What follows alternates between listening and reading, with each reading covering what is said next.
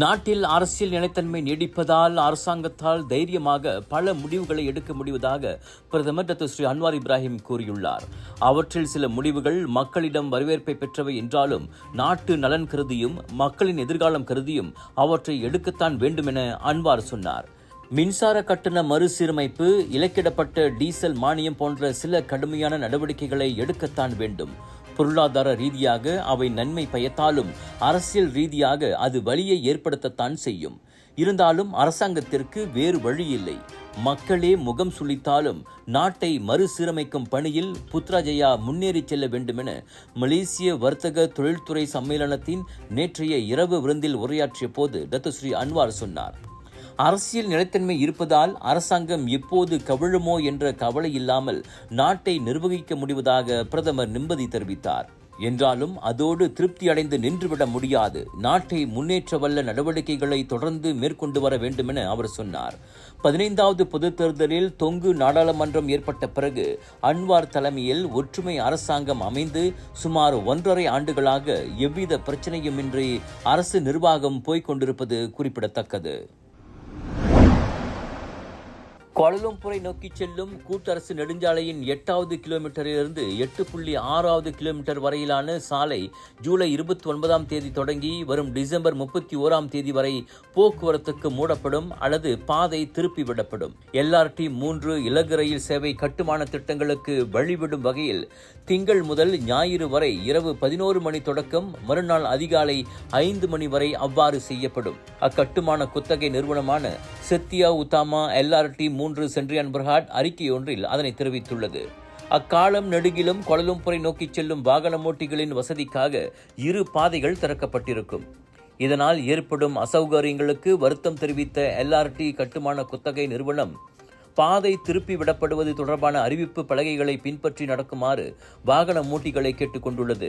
இந்த LRT 3 ரயில் சேவை திட்டம் ஸ்லாங்கூர் பண்டார் உத்தாமாவில் தொடங்கி ஜோஹான் சித்தியாவில் முடிவடையும். அது சேவையை தொடங்கியதும் 20 லட்சம் பேர் பயனடைவர் என எதிர்பார்க்கப்படுகிறது.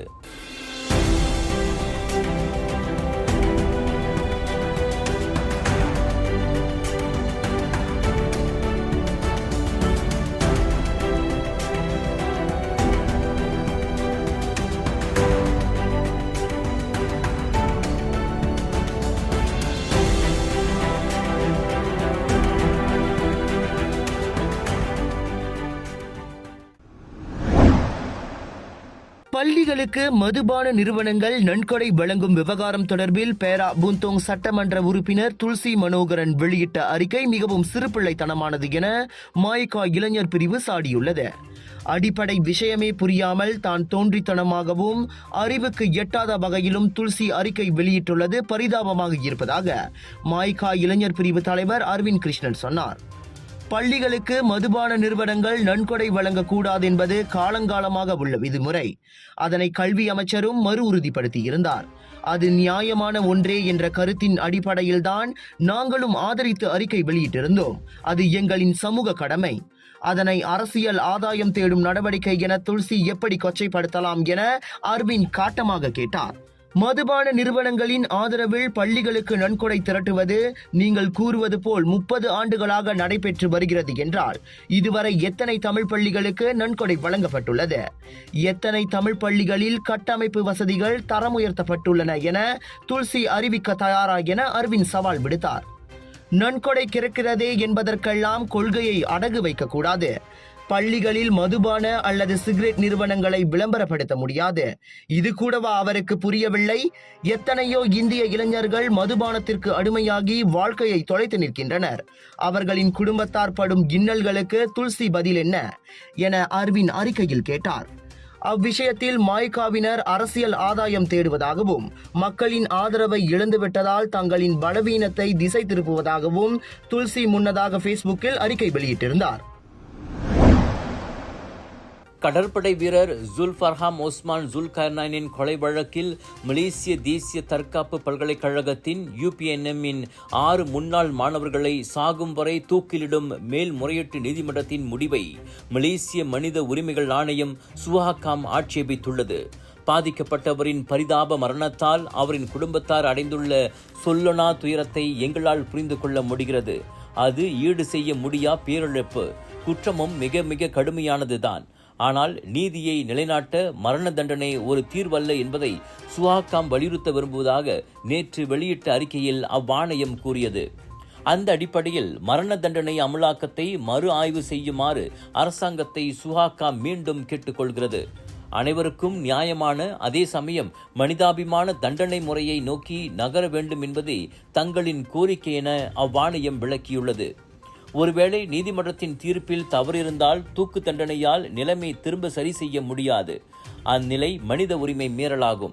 எனவே மரண தண்டனையை முழுமையாக ரத்து செய்து வரும் நாடுகளின் வரிசையில் மலேசியாவும் இணைய வேண்டும் என்பதே தங்களின் எதிர்பார்ப்பு என சுஹாக்காம் கூறியது.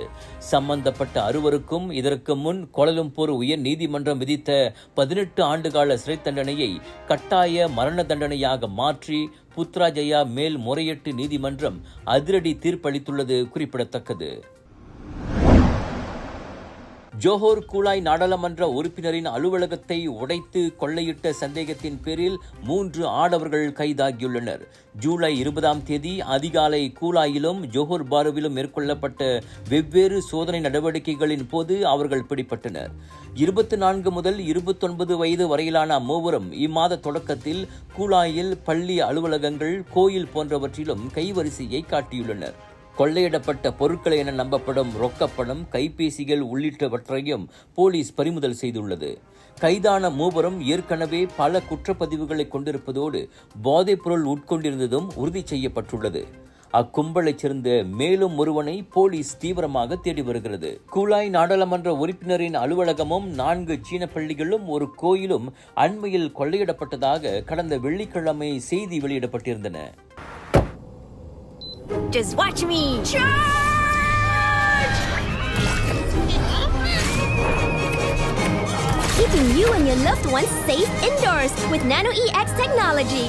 Panasonic. மனநல பிரச்சனையால் பாதிக்கப்பட்டவன் என நம்பப்படும் 17 வயது மாணவன் கோலாலம்பூர் ஸ்தாபாக்கில் அடுக்குமாடி குடியிருப்பின் 9வது மாடியிலிருந்து விழுந்து உயிரிழந்தான். அச்சம்பவம் நேற்று காலை நிகழ்ந்ததாக வங்சா மாஜு மாவட்ட போலீஸ் தலைவர் துணை ஆணையர் முகமது லாசிம் இஸ்மாயில் தெரிவித்தார். கீழ்த்தளத்தில் விழுந்து கிடந்த மாணவன் உயிரிழந்து விட்டதை அங்கு விரைந்த மருத்துவ குழு உறுதிப்படுத்தியது.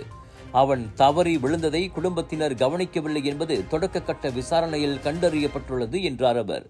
மனநல பிரச்சினைக்காக மருத்துவமனையில் அவன் சிகிச்சை பெற்று வந்திருப்பதும் தெரிய வந்தது. தற்போதைக்கு அச்சம்பவம் திடீர் மரணமாக வகைப்படுத்தப்பட்டுள்ளது.